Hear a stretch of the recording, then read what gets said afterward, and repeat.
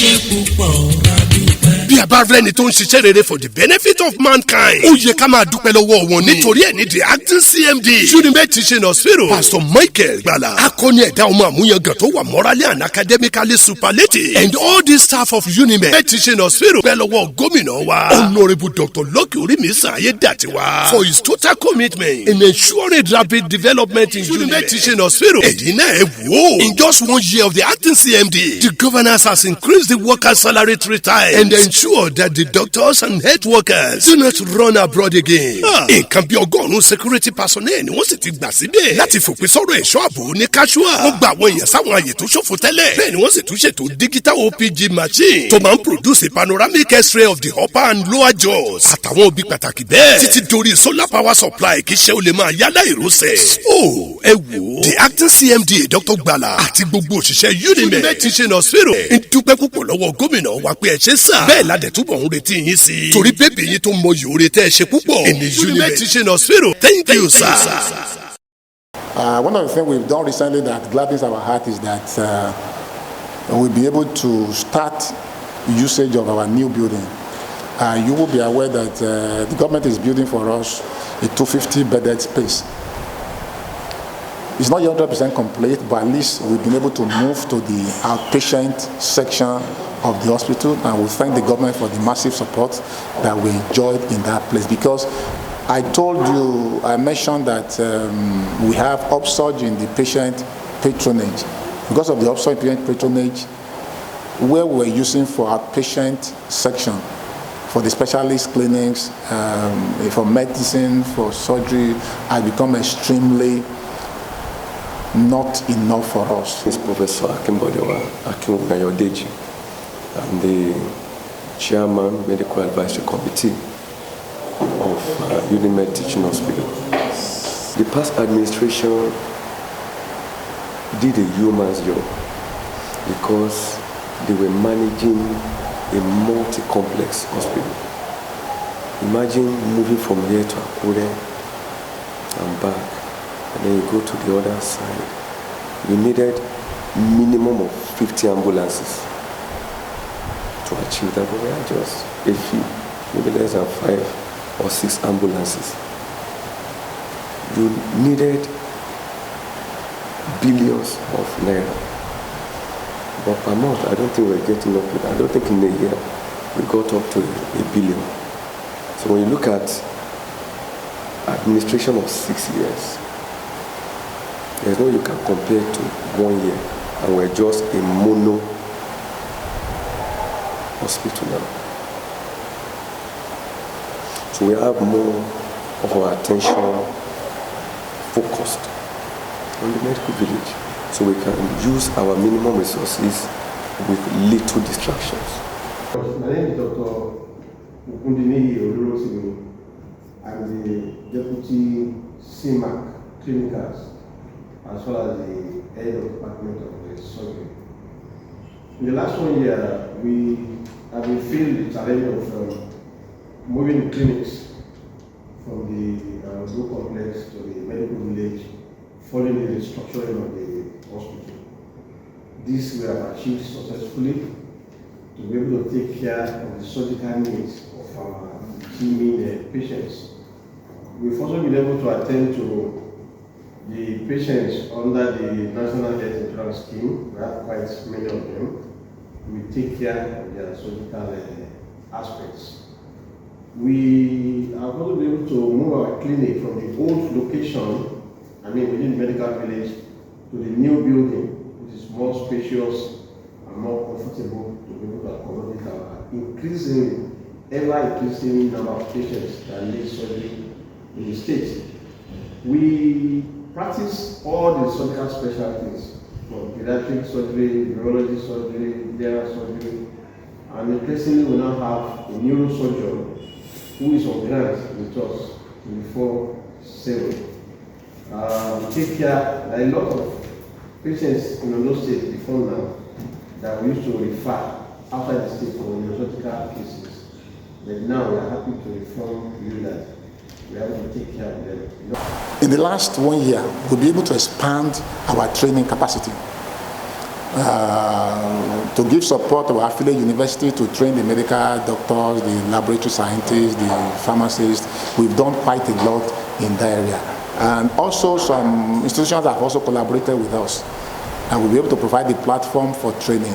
It's important for us to understand why this issue of training is very, very crucial.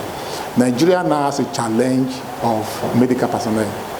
And our institution being a specialized teaching hospital affiliated to a specialized university, we have taken the role upon ourselves to be able to do this and make this platform, this collaboration a bit easier, so that at the end of the day we will also train along that region. So many institutions are coming to use our platform for training because it's a very friendly environment. We've made the hospital a friendly, patient-friendly environment, user-friendly environment, and in that way we have also achieved our mandate in that area. Dr. Titilayo Florence, Department of Family Medicine, alongside with schemes.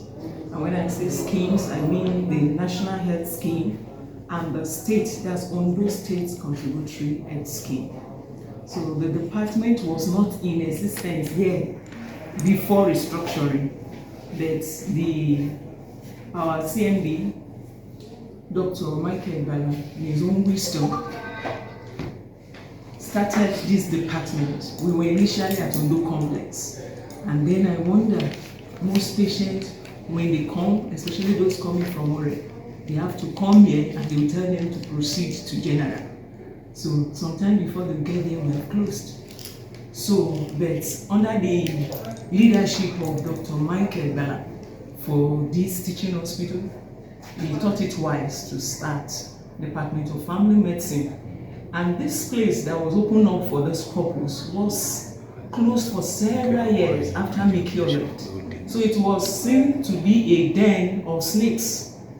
But they did a fantastic job, I must say, because ever since we parked here, we have never seen snake in this building. We want to appreciate the governor who has really assisted Dr. Michael Gbala to put this place together to serve the general public. We are not limited to the teaching hospital alone. We go out where we have programs, we say program with the government, when they have any program outside, outreaches, we go there and we release our nurses to even go there to render services to the community as a form of CSR, corporate responsibilities that we do for them, social responsibilities. We've opened spaces for caregiving, training, health administration training. This is beneficial because it helps our staff within.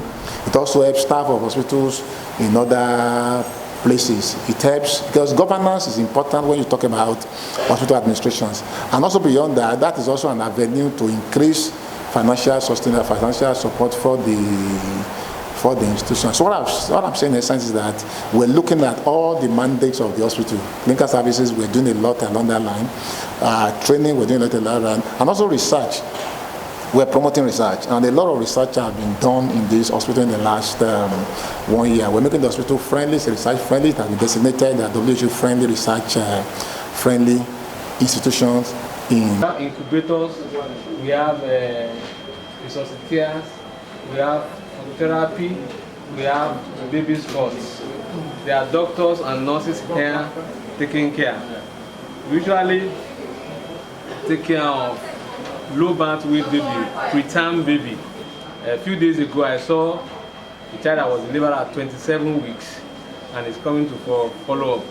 Recently there's another one that was delivered at 29 weeks, valuable baby. He's 50 days old now. He came for follow-up. Is around. So by the grace of God, has helped us as a point of care that we are able to change the narrative, of calling somebody abortus. He is delivered at 27 weeks.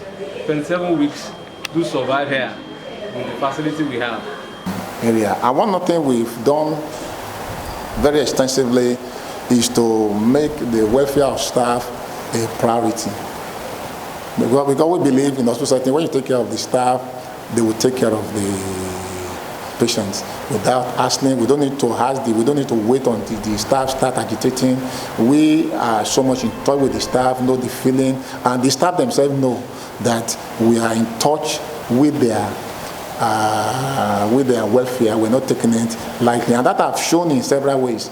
We noticed before I came into office that in the security department we have real issues, because what we had in the security department is that a lot of staff leave, they just keep coming and going, and I realized the challenge there is because of their salary. Those security people, before I came in, they were like casual staff, contract staff. They were not being paid directly from the central. And luckily, we approached government, and our performing governor, Excellency Dr. Lokre, in his magnanimity, approved the enlistment, the employment of the security staff.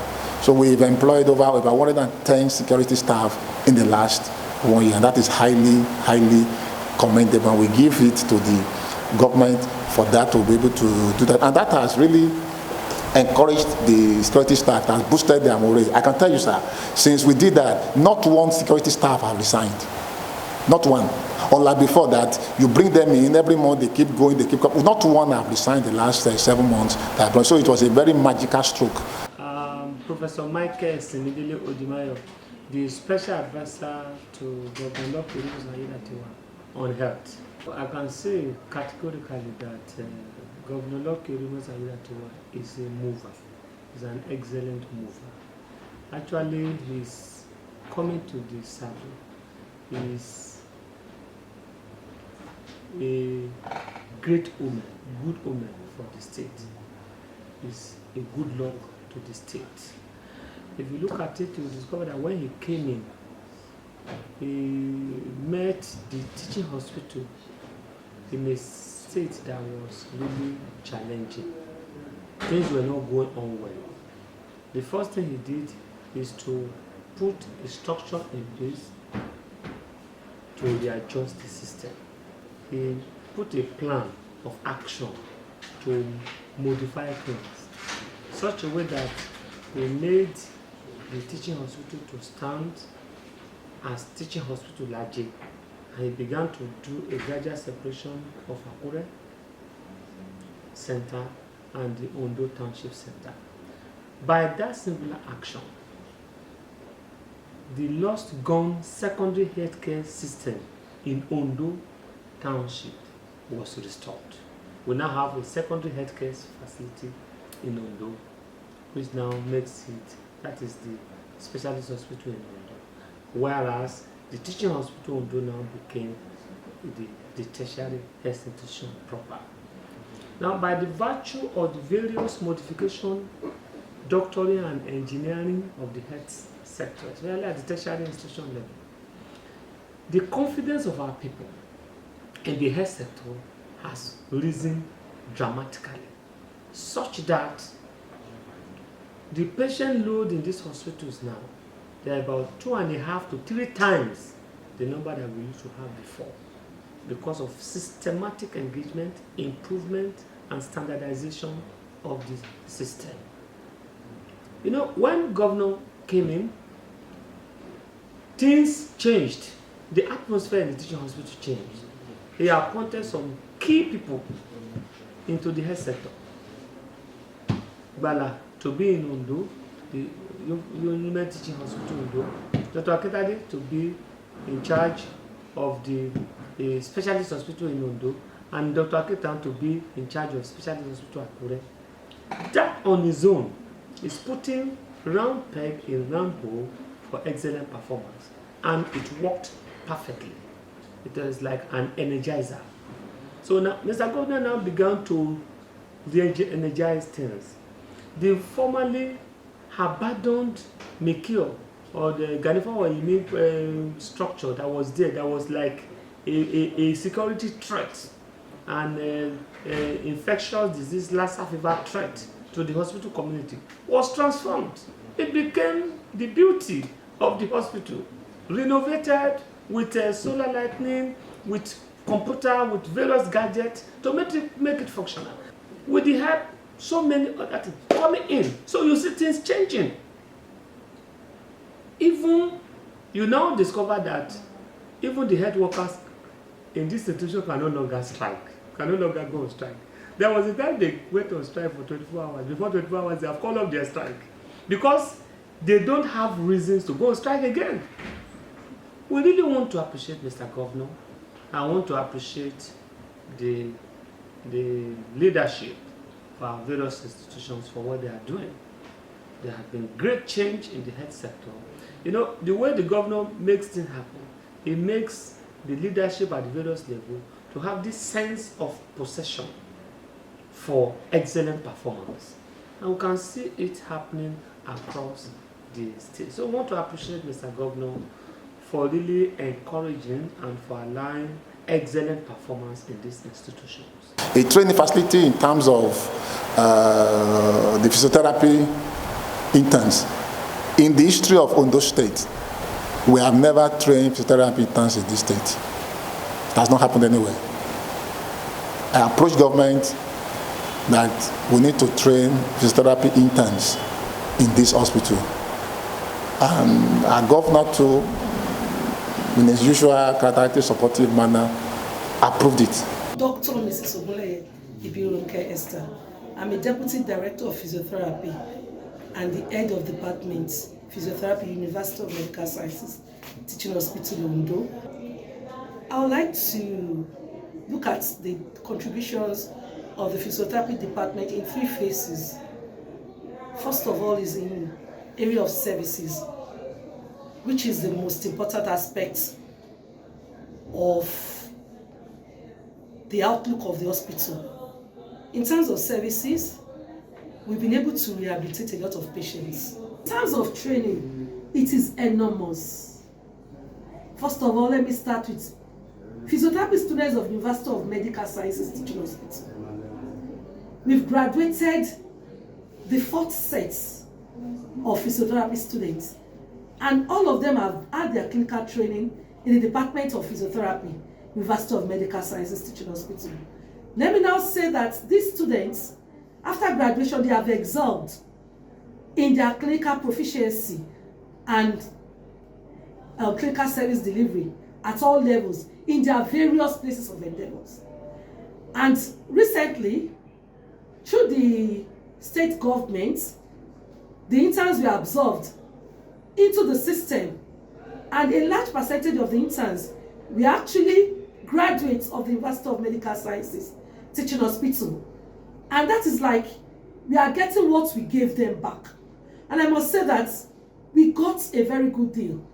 They are doing very well. Another area where help is sought, and this is the reality, electricity. Electricity is one area we also need help. We need to change virtually everything to solar system. Electricity is extremely expensive. In the last 1 year, what we have achieved so far, especially in the area of electricity, now everywhere is solar system, and right now we are really enjoying it, and it helps our patients a lot in terms of a turnaround of our results, and the patients have been even giving us an accolade on this. So there's nothing like a power failure again in this particular institution. Dr. Judith Akinwande. I'm a consultant ophthalmologist and the head of ophthalmology department in University of Medical Sciences Teaching Hospital in Ondo. The ophthalmology department is really up to the task in the eye care of the Ondo people, and we have some equipment in our department, which include the slit lamp for examination of the eyes. We have the auto-refractor, which is useful in doing refraction and for keratometry of the patients. We also do refraction generally with of course, the subjective refraction, we use a trial lens box. We adequately cater for glaucoma patients by doing glaucoma workup, making diagnoses and optimal treatment. We run our eye clinic weekly, about twice a week, and we also do surgeries. Dr. Emmanuel Adelusi, a consultant oral maxillofacial surgeon, and presently the head of the Department of Oral Maxillofacial Surgery Department. You are welcome to Oral Maxillofacial Radiology Suite. Here in Oral Maxillofacial Radiology Suite, we have two different machines here presently. One of them is OPD, and this OPD is a special one because it combines two things together, two functions together. It's 2-in-1 OPD machine. OPD means orthopathologograph. That's what OPD means. You can also call it panoramic X-ray machine. So I said this combines two functions. One, it can take panoramic view of the jaw. That is OPD of the jaw. And at the same time, we also have another section here that can take cephalometric X-ray for us. And this cephalometric X-ray is very useful, especially in orthodontics. Not only in orthodontics, even in the aspect of oral maxillofacial surgery, it's very, very useful. When we are talking about orthodontic surgery in oral maxillofacial surgery, the first X-ray or the first X-ray that we need is this. That's cephalometric. Very useful. So this machine, as it is, in whole, can take two different X-ray, the OPG and also the cephalometric X-ray. Now the second machine is the one we call the periapical radiograph machine. This one is the one we use to take the X-ray of the teeth. That's what we use to take the X-ray of the teeth. Whether I want to take the periapical, the bite radiograph, or any radiograph that I want to take, whether upper occlusal or the lower occlusal X-ray, this machine is the one we use for all the X-rays. I do as a pediatric surgeon is I operate on children from day old, 0 years to 15 years. When they have cervical illness, some are congenital anomalies, some are acquired. Baby is born without private part, the baby is born without anus, the baby is born, it cannot swallow things. We operate that baby to create a trap for the baby to be able to eat and live a normal life. Administratively, I'm the Deputy CMD Clinical Governance, and this staff office was created in the new administration of Dr. Gbala. And the import of that office is for us to check on what we do in the hospital. It is said that anything that you do that is not measured, you can never improve on it. And so what we do in clinical governance is to look at what we do in the hospital, both in the clinical and the supporting staff, and see what we are doing well, what we are doing averagely, what we are not doing so good, and then we can now improve, as it were, on them. I'm Matron DNS Architect. I'm a nursing, we are nursing department. This is antenatal clinic.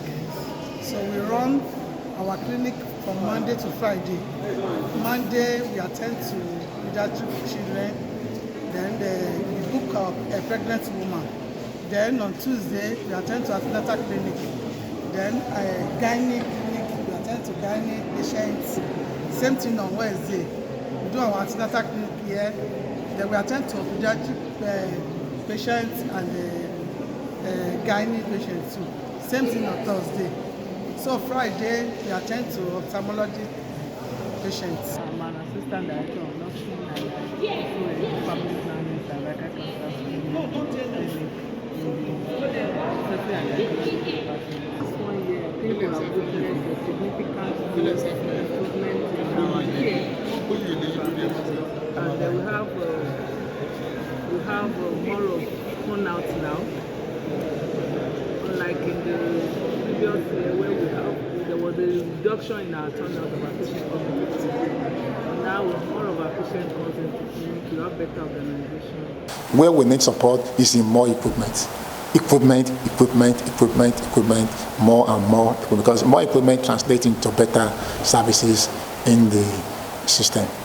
Ẹ ṣé púpọ̀, a dúpẹ́. bí a bá rẹ́ni tó ń ṣiṣẹ́ rere for the benefit of mankind ó yẹ ká máa dúpẹ́ lọ́wọ́ wọn nítorí ẹ̀ ní the acting CMD UNIMED Teaching Hospital Pastor Michael Gbala akọni ẹ̀dá ọmọ àmúyangàn tó wà morally and academically superlative and all the staff of UNIMED Teaching Hospital pẹ́ lọ́wọ́ gómìnà wa Honourable Dr. Lucky Orimisan Ayédàtiwa for his total commitment in ensuring rapid development in UNIMED Teaching Hospital. ẹ̀yin náà ẹ wò in just 1 year of the acting CMD the governance has increased the workers' salary 3 times and ensured that the doctors and health workers do not run abroad again. nǹkan bí ọgọ́rùn-ún security personnel ni wọ́n sì ti gbà síbẹ̀ láti fòpin sọ́rọ̀ ẹ̀ṣọ́ ààbò ní casual. wọ́n gba àwọn èèyàn sáwọn àyè tó ṣòfò tẹ́lẹ̀. bẹ́ẹ̀ ni wọ́n sì tún ṣètò digital OPG machine tó máa ń produce a panoramic x-ray of the upper and lower jaws. àtàwọn òbí pàtàkì bẹ́ẹ̀ títí dorí solar power supply kì í ṣe ó lè máa yálà ìrúsẹ̀.